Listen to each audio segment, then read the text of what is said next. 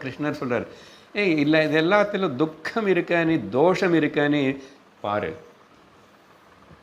தோ சரி பார்த்தாச்சு இருக்க சுவாமி, இப்போ என்ன பண்ண? துக்கம் இல்லாத தோஷம் இல்லாதது ஒன்று இருக்கே, நீ பார்க்க மாட்டே.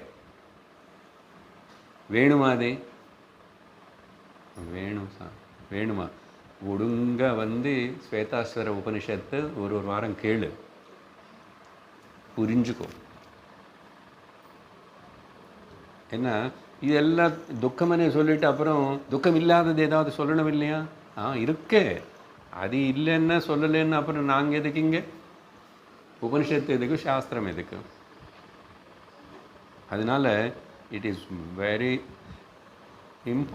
எல்லாரும் பார்க்குறாங்க, அவங்க வாழ்க்கையில் அவங்களுக்கு பெரிய கஷ்டம் வரல என்ன, துக்கம் பார்க்கல என்ன, மரணம் பார்க்கல என்ன, எல்லாம் பார்த்துட்ருக்காங்க.